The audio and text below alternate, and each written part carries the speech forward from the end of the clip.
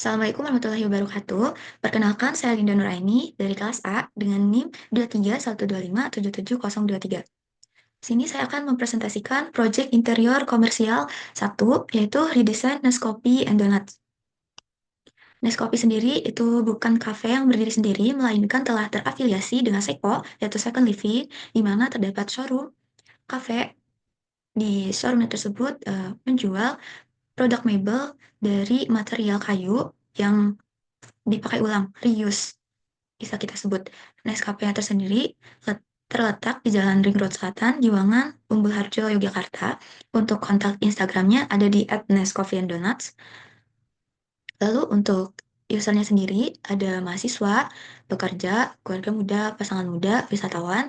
Kalau untuk internal user ada barista, manager, dan owner. Activity sendiri itu dari customer ada pemesan kopi atau menu lain, study from cafe, work from cafe, ngobrol, chill, ada ya pesan takeaway dari aplikasi online, ada juga yang cafe hopping, foto-foto, take konten. Untuk internal user ada menyiapkan pesanan, komunikasi dengan customer, menyajikan pesanan, menjaga kebersihan area.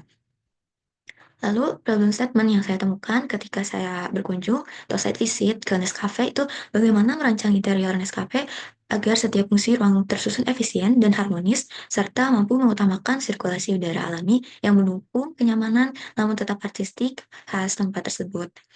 Jadi, solusi saya adalah dengan konsep plastik covered, saya ingin membawa suasana folk ke dalam ruang dengan material natural, maksud saya, menciptakan ketenangan dan kenyamanan.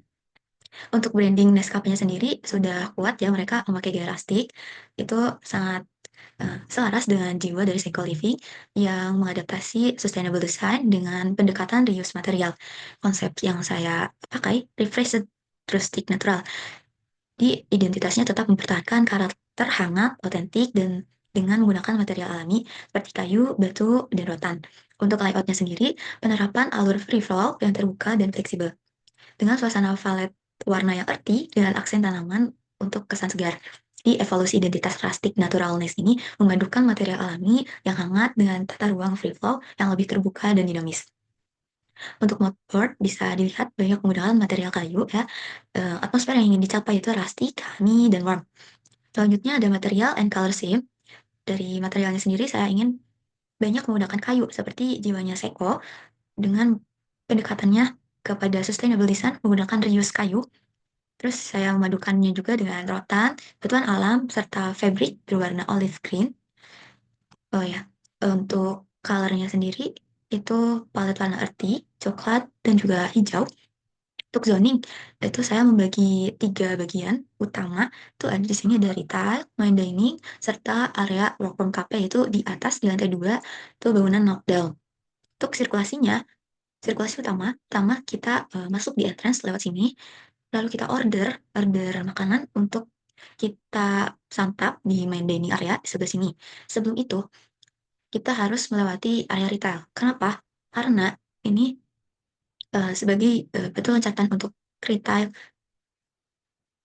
eh, menjajakan atau memasarkan produknya sekaligus ketika customer itu atau user juga sedang memesan atau ingin memesan dari produknya Nes.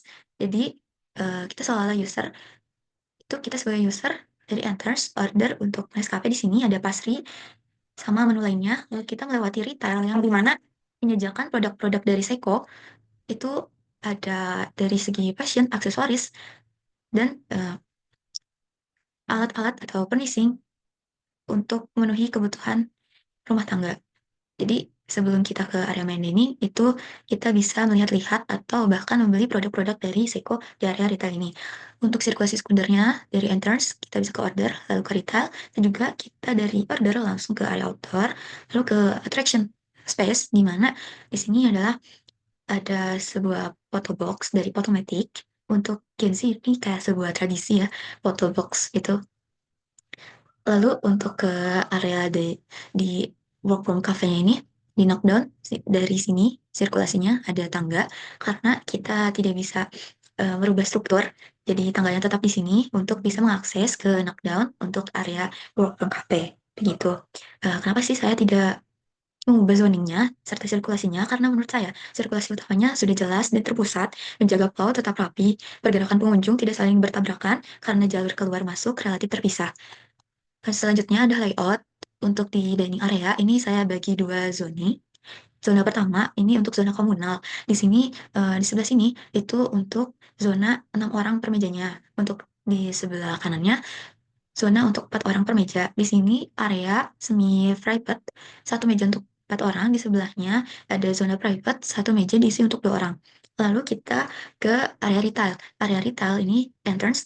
Pertama kita masuk ada kasir dan bakery, pastry dari Nescafe.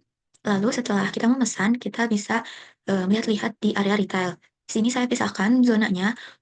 Pertama, sini zona untuk produk-produk yang memenuhi kebutuhan rumah tangga. Lalu di sini ada zona untuk fashion serta aksesoris. Ini baru keluar, ini untuk area outdoornya. Lalu kita move ke area Rock Cafe, ada area knockdown dari bangunan tersebut. Sini ada zona untuk komunal 4 orang. Lalu di sini ada area private-nya untuk 2 orang. Di sini juga ada untuk 2 orang.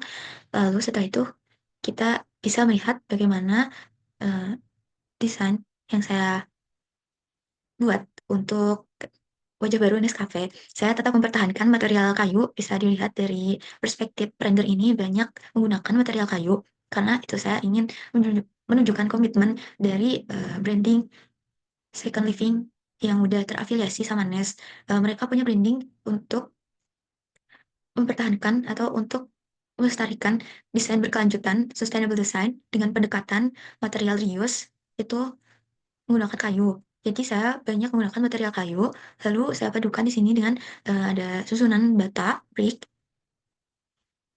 Selanjutnya ini ada tampak lain dari area main dining. Lalu di sini ada perspektif retail. Saya tetap menggunakan material kayu, tapi saya eh, padukan dengan material batuan alam seperti di dinding ini sama di lantai. Ini tampak dari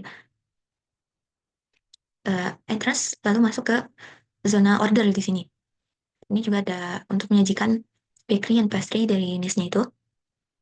Ini ada retail. Ini untuk alat kebutuhan rumah tangga serta ini untuk zonanya fashion, aksesoris. Lalu di sini ada perspektif dari knockdown untuk area workroom cafe. Selanjutnya, ini ada gambar kerja potongan dari dining ya, potongan A sama potongan B. Lalu potongan retail,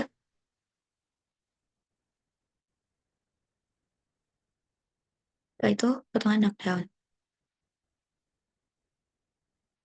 Iya, untuk presentasi saya mengenai Project Redesign Nest and Coffee. Terima kasih sudah menonton.